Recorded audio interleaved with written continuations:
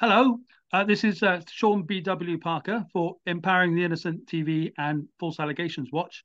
And this episode, we're talking to Mr. Kevin Felstead from the BFMS, British False Memory Society, who has a long and distinguished career and history in the area of false memories, false allegations, all things attached to that.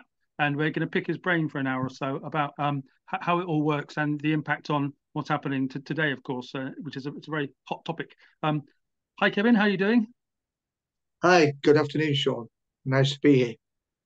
Good stuff. Great. I think you're working on a book at the moment. Do you want to start there and then possibly work backwards? Gosh, blimey, you might have to set aside 5 hours of this. I'll be succinct. Yes, I'm writing a book, provisional working title, Memory and Justice, a history of the British Horse Memory Society, 1993 to 2023. So it covers a 30-year period of our history. It has case studies in that book. It has my own involvement in some of these cases, although it's not really about me. I'm just the person who's writing it, recording it. I've got other contributors. I've got Professor Chris French from Goldsmiths, Emeritus, who's writing the introduction. Professor Henry Oktar from Maastricht University, who's writing the conclusion. Mike Norton has very kindly agreed to let me publish that short piece he put out about let's have a conversation. I think it's absolutely vital.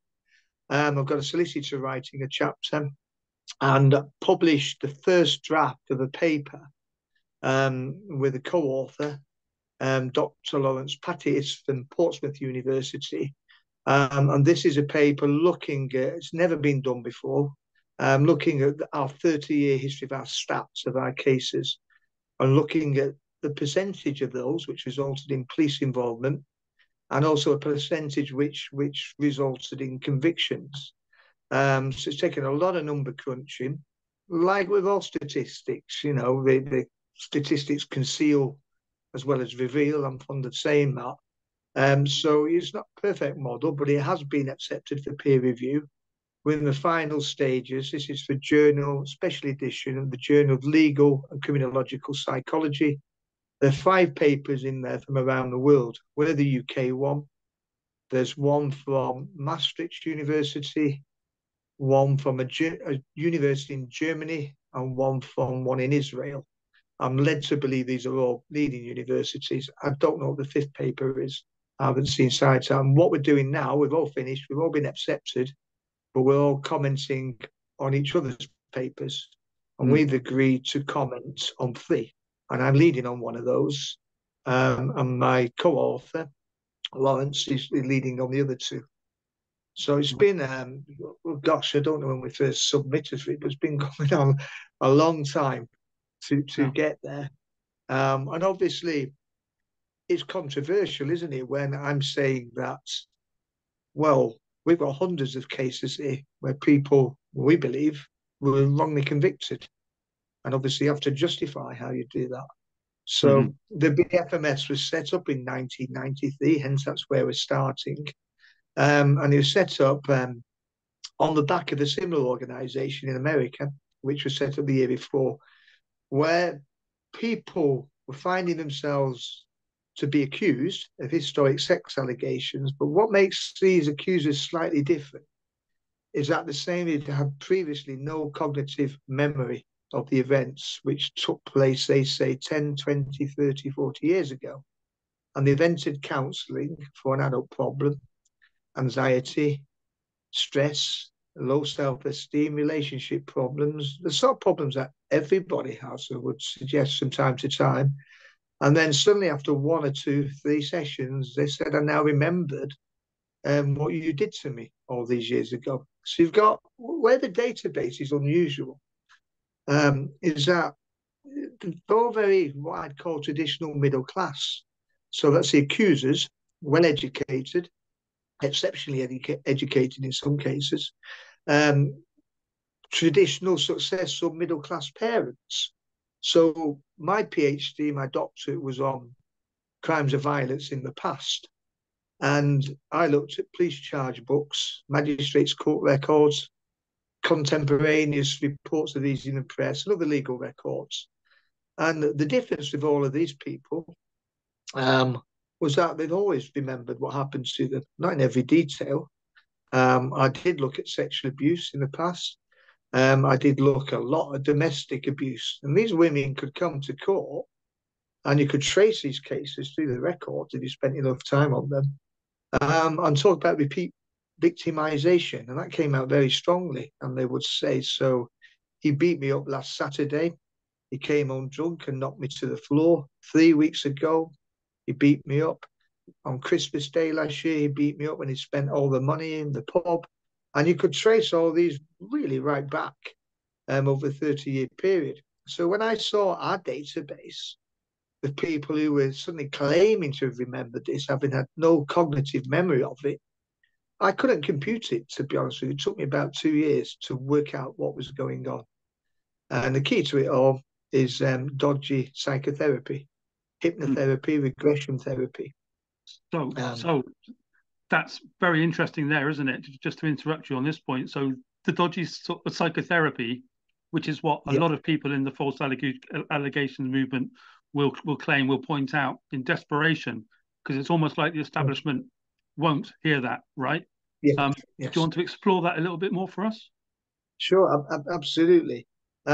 It's basically you go and you seek counselling because you've got a problem, and you trust that person to be professional and helpful and to help you to heal, certainly not to harm you.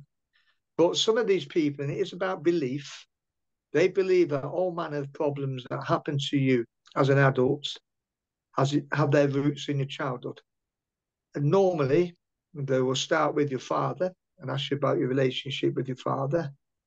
And then they will say, pretty quickly, within 3 sessions normally, you're presented to me as a kind of person who may have been abused. Have you been abused? And when you say, well, no, they then put it to you that you might be in denial. So you can't win. You're stuck. Now, you've got a professional person in a professional setting suggesting this to you. So you're told to go away, write down your dreams. Imagine what it would feel like if you were abused, even if you haven't been abused. And then it starts from there. And it's a slippery slope. And once you let that in the old days, a lot of hypnotherapy was used. Contrary to what people think, hypnosis is not a reliable source of uncovering your memory. If you look at some of the stage, sort of hypnotism that goes on, it's quite shocking what people can be led to do. I did an interview a few years ago, the BBC World Service at the BBC in London. Now, I was talking about what I'm talking to you about. Now, before I say what happened in that interview, the previous interviewees, you need to know that I have a phobia of dentists, partly because one nearly killed me a few years ago, and another procedure went wrong several years ago. But there's a dentist in the studio, and he treats his patients, I'm talking about drilling, filling, extractions, with hypnotism. Now, he doesn't use an anesthetic. Now, that wouldn't work on me because A, I'm not comfortable being in the dentist's seat full stop, and B, I'm probably not susceptible to hypnotism because I'm not suggestible enough. But what they did with these people was take them to a calm place. Often the one they take to is a beach, and they describe the water running over you and get you to relax and play some music. And that treatment, where he had one of his patients on, works for him. So he's obviously suggestible and he can be taken into that world, but I don't think I can. I know too much. And the thing that really shocked me about that was they were asked about pain threshold. At what point would you say you would stop and do the conventional procedures? And to my horror, they'd agreed on 7. Now, call me a wuss, but if I'm getting past 1, I'm out of there. I want some anesthetic, please. So hypnotism, it can be a source of good. people go to it to see smoking and other things. But it can go wrong in these cases where you're delving into memories and you're digging back into the past. We don't get as many now, but we used to get quite a lot of regression therapies where people take you back to your birth to beyond that. This is where the past lives phenomenon comes from. It's the same techniques. And I can say safely, I think, without fear of contradiction, although there will be some dissenters, that everybody in LA, in America, who thinks they've been abducted by aliens has probably been into therapy and had the same techniques performed on them. There's some red flags.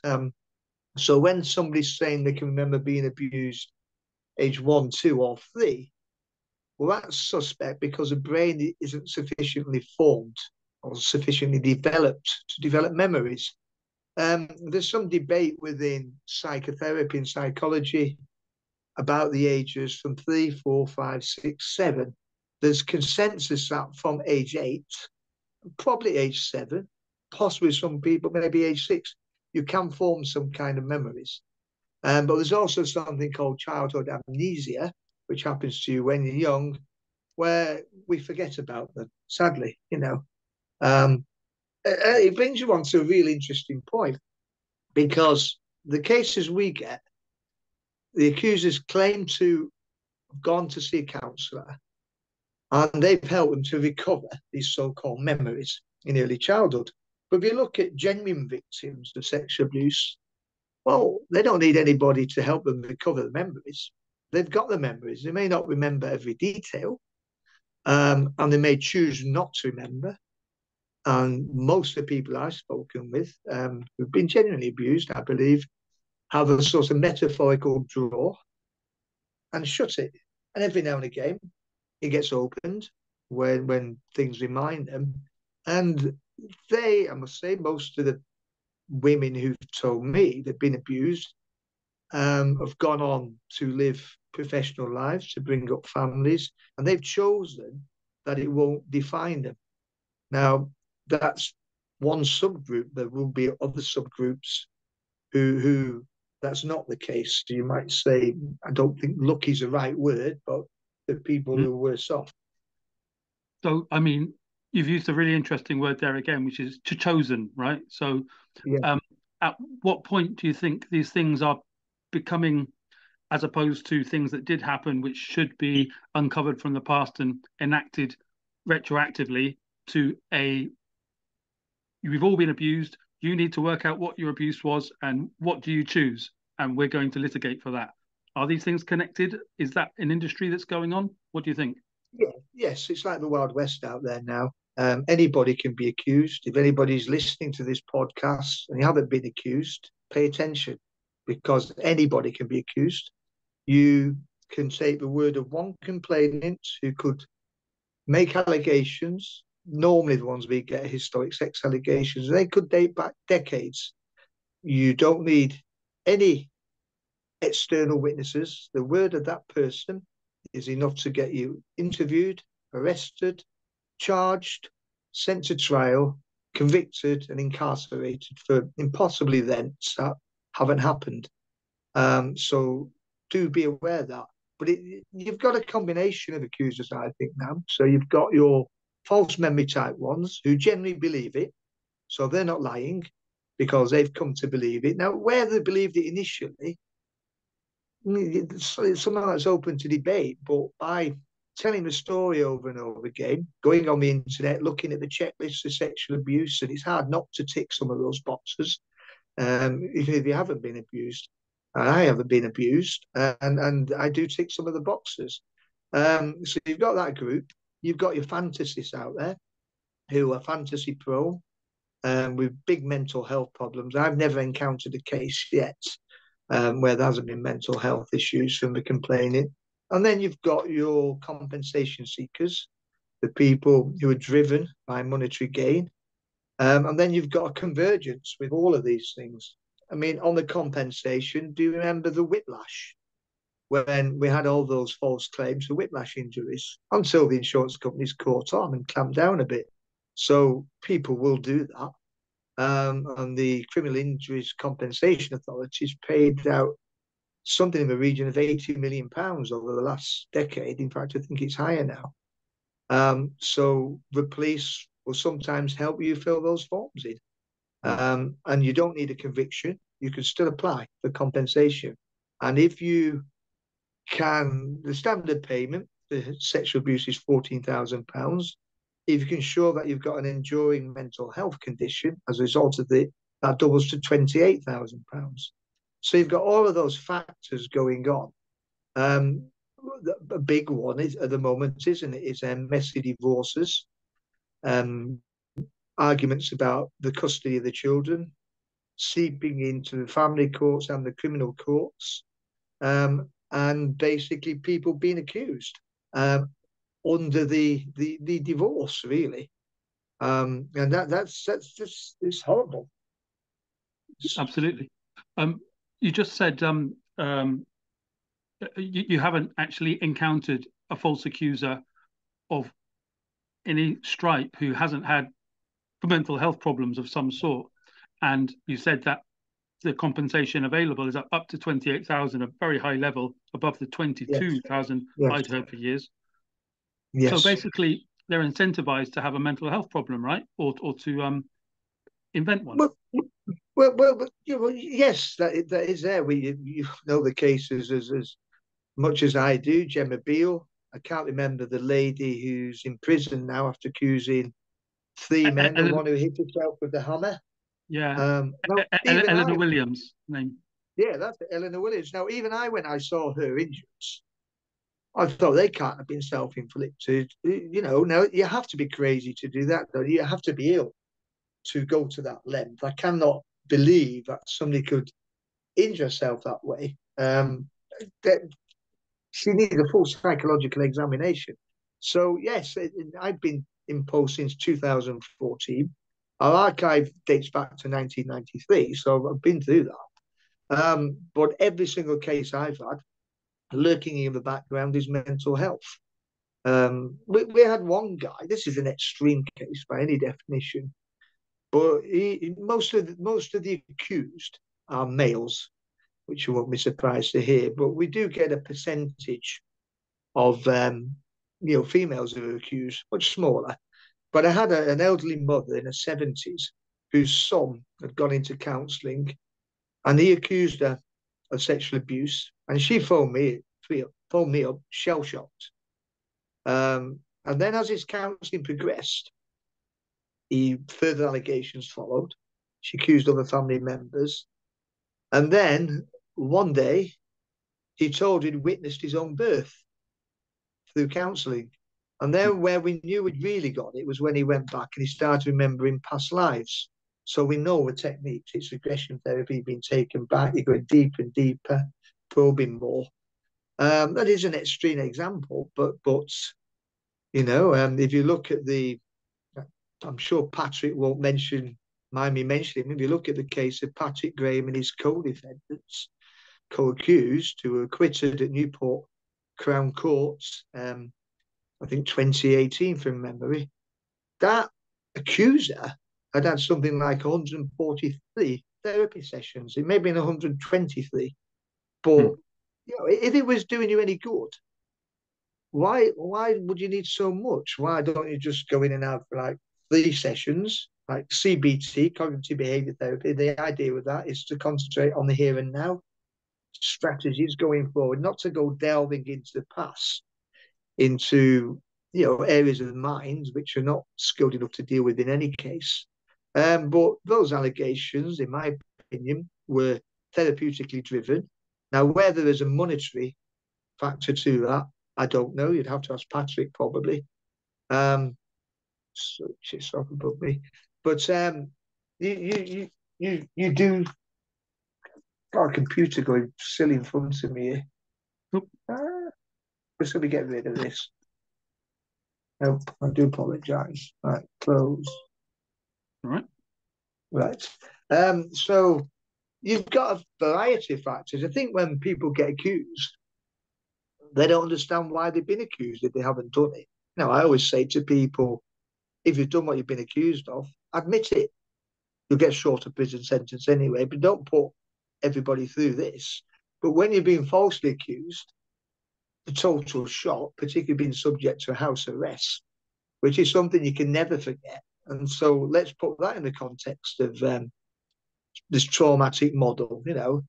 Why this model is based on the idea that the trauma is so bad that the mind represses it. You can only be helped with the assistance of a skilled therapist, and together you can work through it. And you can't heal unless you go through all the things that's happened to you. Now, I've never understood why that should be the case personally, but if you've had a house arrest, how could you ever forget that? It's traumatic. I can't think of many things more traumatic, maybe a murder or something, a bereavement. So you couldn't forget it. It's impossible. And there's no sort of science to support this traumatic model. The mind represses it. There's none at all. There's lots of psychobabble out there, but it's not science. So trauma, we know, is more likely to be remembered than forgotten. Yeah, no, absolutely. I'm curious as to what you think as an expert in this.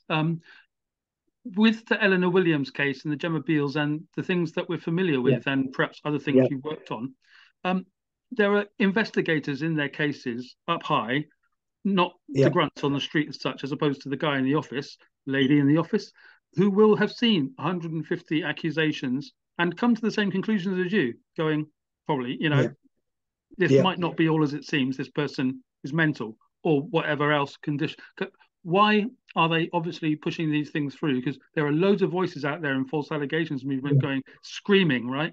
And we're trying to help those screams. And what do you think those investigating officers are doing? It's politicised now, isn't it? So you can't turn around and say, I don't believe these allegations. We're told we have to believe them. That's why they're called victims, not complainants anymore. So you must believe them. And if you do turn around and say, well, I don't believe this allegation, what you're not saying is you don't believe all accusations. You're saying, based on the evidence you see, you don't think the case stacks up. And the police don't want to make a charging decision. So they send it on to CPS and they decide where to run it. But they've got targets. They're determined with ruthless conviction to increase the number of people convicted. It's interesting when you get emails off the police now. I don't get many, but people do send me things. And everything is CC'd to the command chain. So a PC can't sign it off. He can't NFA it, no further action. It has to go up through the command chain because it's so politicised. And we've got a couple of cases now which are really, really weak. People have been accused. We've had 2 police interviews recently. The cases are not connected. And we're now waiting for police to interview witnesses. And remarkably, in these 2 cases, they are doing that. They're interviewing defence witnesses. And we suspect that some of the accusers' witnesses don't believe it, but they're undertaking the investigations. But often they don't. Often they don't. You will say, right, go and interview these 6 people. They can vouch that this couldn't have happened. And often they don't do that. Now, that comes down as well to your solicitor, because most people can't afford to pay, certainly privately, and they get a duty solicitor. Now, you used to get the duty solicitors, you get really good solicitors doing it, but they tend now to be less experienced. I'm not sure paralegals are actually doing the police interviews, but I suspect they may be. And if your solicitor during that interview, this is your one chance, doesn't get it right and doesn't assist you, then the repercussions are terrible. I use a very experienced solicitor, those people who are fortunate enough to be able to pay for the police station interview. And in the last 2 cases she's done with me, there's been 2 2-hour Zoom meetings before we've even got to the police interview, multiple emails, multiple kind of contacts and telephone calls between all 3 of us and family members. So that's a role I fill. So she needs to focus on the legal side, but I've got to keep the others going. And people, if you mess up in that police station interview, you've got 3 choices, haven't you? You can do a no comment interview, which can be held against you if you later come to rely on something that you didn't mention. You can do a pre-prepared statement and then do no comment. And that's not a bad tactic for people who are not natural speakers and who are nervous and suggestible. Your ideal one sometimes is to do a full comment statement whereby you answer every question in full to the best of your ability. And I always say, if you don't know the answers, say you don't know. Don't fill in the gaps, whatever you do. That's not your job. You don't have to prove your innocence. The onus is on the state, the Crown, to prove their case. It's not on you to prove you're innocent. But you'd be surprised how many solicitors, in my opinion, are not as astute on those issues. They're basic to me. And I think also some people think, and this is a real trap, well, I haven't done anything. I've got nothing to hide. Well, that ain't the case. I'm not saying you haven't got anything to hide, but that attitude, and most of the people I speak to are female. And that's because their partners, husbands, sons have been accused, but they don't want to talk about it. And they tend to bottle it up. And I know it's a gender stereotype. It really is, but it's also got some semblance of truth in it. Yeah. And then finally, when the men engage, I went to see somebody. I'm writing a chapter in the book. He was police interviewed in November last year and NFA'd no further action in February, which is really fast. One of the quickest to see. But he's in a terrible state. He's a successful family, but he is absolutely still broken and devastated by the allegations. And you've got to be prepared for this. It's no good sitting back saying, well, I haven't done it. Do your homework. I mean, if you go on the BFMS website, there's a list of do's and don'ts. And there's an article by Solicitor Claire Anderson for maybe the Solicitors London entitled Be Prepared. And you've got to help your solicitor by doing your background work. We always try and get people to create a timeline of events, but that's very difficult because most often the police don't disclose anything until interview. In the last couple of cases we've had early disclosure pre-interview. These are recent ongoing cases, and it makes such a difference because you know what you're being accused of. Mm-hmm. But in order to get that pre-disclosure, the solicitor must know what he or she is doing and create some kind of professional relationship with the officer, because objectively, nobody benefits from a false allegation, certainly not the person who's been accused, not the police because they're wasting their precious resources, and not real victims because the resources are being directed against these fantasy cases away from them. So nobody benefits. Absolutely.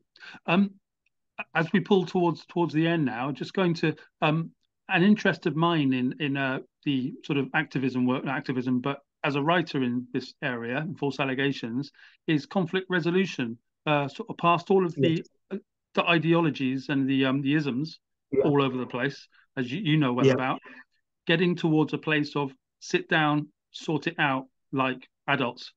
What do you think about conflict resolution? What are your thoughts on that subject? I think it will work in some things. I do know a bit about it, actually, from another life. But basically, I would like to see it in a case of domestic violence where there has been actual violence, because it may present an opportunity for the perpetrator to further re-victimize the person. So I'm completely against it in that. In general, as a general principle, I would go for it. If we talked about divorces and allegations that come from that sort of tension and the arguments about the children and the money and who's having the house and which proportion of it. I mean, certainly in that, some kind of mediation, something. I think it's difficult. I don't know.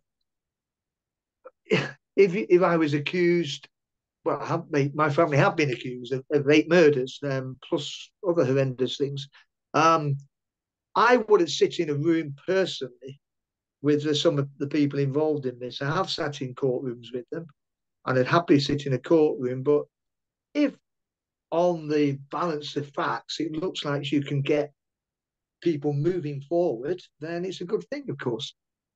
It would Yeah. depend on the situation. That's what I would say. I mean, of course, if it's about murder or anything that kind of sort of physical, Yeah, there'll be a different yeah, scale of protections and things. yes, It's about all of yes. these sex stuff, which has become so amorphous, so Oh undefined. yeah, yeah, You don't yeah. know what rape is, what sexual assault is, what his No, history is, what stalking is. but That's one of the biggest myths, we did a case on this. It wasn't a false memory case. So the BFMS does, if we get those cases, we don't take them, we don't do much paperwork on them, to be honest. We just keep a brief outline. But we do refer them on or signpost them to a solicitor. And in this case, what had happened was that male, female had slept together. That wasn't disputed. And then a few weeks later, she made a rape allegation. Now, the consequences of that allegation were severe, but the universities labour under a myth in law that when two people are having sex, that somebody has to say, "Are you consenting? Are you still consenting? You still consent?" Well, that's not the law. The law says it's reasonable to assume consent unless the other person says they're not consenting or their behaviour suggests they're not consenting. So straight away, we're into myth that you have to get. How many times did you ask if she was consenting? Well, you don't have to, not according to law. hmm, So that's another one. The student cases are really problematic, those allegations. There's often alcohol involved in them. Sometimes the allegations are regretful sex. Sometimes they're malicious. Sometimes, as in another case I know, where they had sex and then he just cancelled her, you hmm, know, blocked her on the phone. So you ghosted can her. see how, yeah, ghosted her. That's the word. I'm learning every day about these tips. So, they're another genre, but it's getting to a point now, in my opinion, I don't believe we're far away, where it would be impossible in the United Kingdom not to know somebody who's been falsely accused. And whatever the Exactly. reason is, I think we're getting close to it. I mean, I know one person who was accused and he was on a campsite. I can't remember where. And basically, they stayed there for a week and he pulled his caravan up, put his table and chairs out. The weather's good, had a beer, and he got talking to the guy in the next caravan. And after a few beers, it turned out they'd both been falsely accused. And then, blow me, another caravan pulled up either side of them. And it turned out he'd been falsely accused. That's three people on one campsite. That's why they So, cancelled. and that, yeah, so it's getting to that level now. I mean, sort of domestic violence allegations. Yeah. And even some of them now, it's just, I've been to court with somebody for that who was wrongly accused. And she was a former, which is a sort of part-time actress and a makeup artist, a professional one. And she made herself up. She was actually the perpetrator. She then got keys, entered his property, was drunk, and what really happened was he was stopping her from drink driving because she couldn't stand up, and the marks on her face were completely confabulated anyway. But when he reported it, as I told him to the police, and when the female police officer came round and said to her, he spoke with her, he said, "It's only because she loves you." Now, can you imagine that being said to if it was the other way around? And I want to Oh, be clear here, a lot of domestic violence, it's nasty, it's horrible, it's real. yeah. These are the small periphery cases, and most of it's absolutely genuine. It's terrifying and it's life changing. And I've been involved professionally in domestic violence projects. Yeah. No, absolutely. Thank you so much, Kevin. This one has to stop now. I think it would be a really cool thing to get into the culture a bit more in a part two, if you'd be up for it a bit later in the year. Sure, I'm up for it. That's Yeah, great. absolutely. That's so interesting. Good luck with the book and the rest of the work, and I will see you Yeah. anon. Okay. Yes. Thank Thanks, you. Sean. Bye bye. Thank you very much. It's been a pleasure. Bye.